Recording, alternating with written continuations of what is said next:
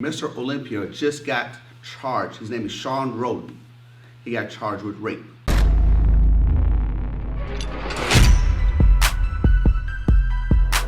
All right, guys, I don't know if you saw the news. Shawn Rhoden, Mr. Olympia, the guy who dethroned Phil Heath. I actually competed with Phil Heath in 2005, Mr. USA. When I got second, he won the overall, and next he became Mr. Olympia 7 years in a row. They call him the gift because he has the best genetics of anybody has ever seen in bodybuilding. They got the best of the bodybuilders, all the best body parts, and put it in this guy. So Shawn Rhoden dethroned him last year, and now Shawn Rhoden got charged with rape in Utah. As a side note, that's where Kobe got charged with whatever he got charged with years ago. And so it takes me back for a second, and it takes me back really quick to my coming up and my understanding of what bodybuilding was. When I got cut from the basketball team when I was 11 years old, as you guys know my story, I started bodybuilding. I started looking at all these magazines. These are the magazines. I started studying all the magazines, started looking at every magazine, and I was looking at these guys, and I'm like, man, these guys gotta be like the top athletes. I mean, these guys are like, what they do is crazy. They're strong. They probably eat just nothing but healthy foods, and I put them up on a pedestal. And when I came to California and I started looking at these guys, and I found out that at the top of the bodybuilding, at the very top, it's not about who works out the hardest. It's not about who has a perfect more diet and all that kind of stuff. Of course, you still have to do that. I'm not putting the sport down, but it was all about who had the most steroids, had the best connection getting all the steroids and all that kind of stuff. Because at that top level, that's what they were used to. And what I didn't know, but I kind of knew, but I didn't know, it was kind of like Santa Claus, does it exist, doesn't exist? You kind of know people are doing it, but nobody ever talks about it, especially in Pennsylvania, nobody ever talked about it.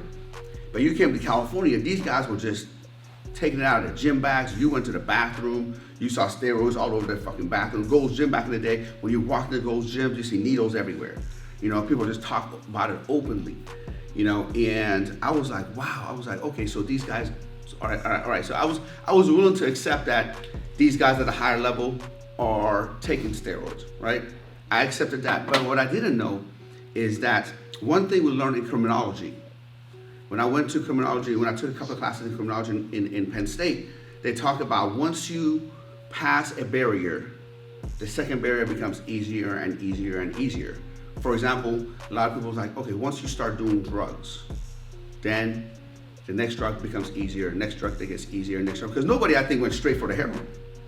You know what I mean? I don't think nobody went, oh fuck, I'm gonna just shoot some shit in my fucking vein, right? Nobody was like, oh, I'm gonna shit, fuck, no, they started with, they started with weed, no big deal, no weed is, these days weed was not bad, right? But then next thing you know, they do a little more, and they do a little more, and a little more, and a little more. When I started hanging out with these bodybuilders, I knew that, they did that. When I started hanging out with them outside of the gym, when we go to the club, they didn't drink.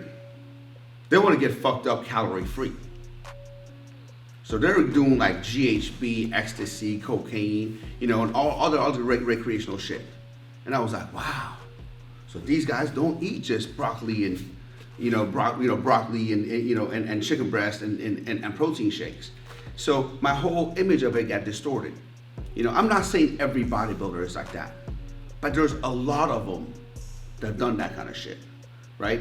And I remember one time, I got in the scene for a while. We went out, me and this top bodybuilder, I don't want to name his name, but you guys will recognize him in the magazines if I told him. We're out, we were partying, dude. Like we did everything. That was my party for about 3 or 4 years. I partied. We did everything. And in the morning, I said, you know what?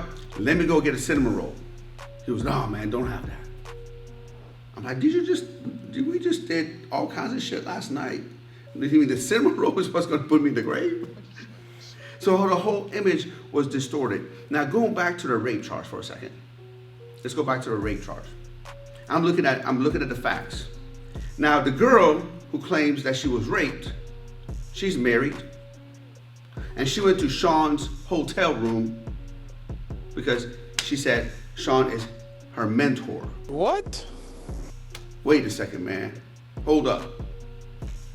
You mean to tell me you're married and you went to another man's hotel room?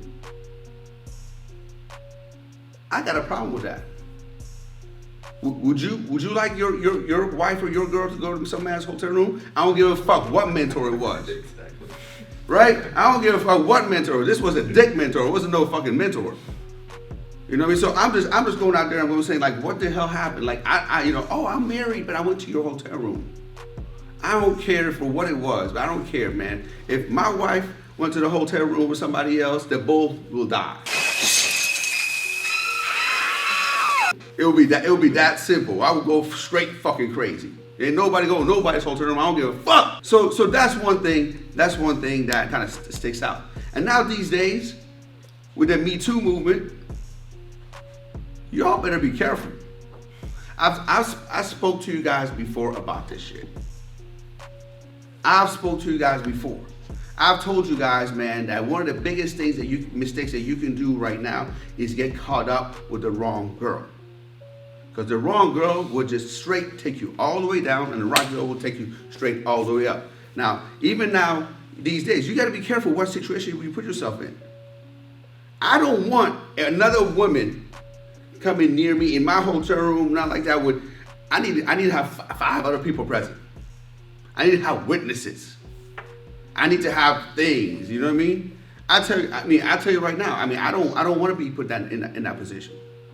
You know, I remember, when one time me and Crystal were just talking, and we were out, and she had a couple of drinks. We were just talking, had a couple of drinks, and she was like almost passed out. Right? I told her cousin was with us. So, hey, I didn't give her a drink. I didn't touch her. We're gonna take her home. I don't want no problems. You're my witness. You saw this. You know what I mean? And I want you guys to think about it the same. I want you to start thinking about it from now on, and not here. Because I know we're all men. Sometimes when the blood flow is there's no blood flow over here. You know what I mean? So be careful what position you put yourself in. It's easier said than done. It's easier said than done, because when your boy Jim is up, this is down. This is down. All right? I would hate to see any of you guys were caught up, man. So, and I'm at the end of the day, I'm not making any judgment with Shawn. To me, what's really fucked up in America, they said that you are that you're innocent until proven guilty. Because everybody has to go to court and be able to prove their innocence. But people are already framing them. They're called a court of public opinion in America. Everybody's already having their opinion, this and that. For me, you know what? I don't know the facts. I don't know what's going on. I just know that Shawn, you should never put yourself in that position. No woman should come to you, unless she was your girlfriend, your wife, no woman should come to your room, especially a married woman. You know what I mean? Especially a married woman, And so until it's proven, good luck to everyone. God bless everyone. We'll figure out how this goes, man. But Shawn, he might be banned forever from competing in Mr. Olympia.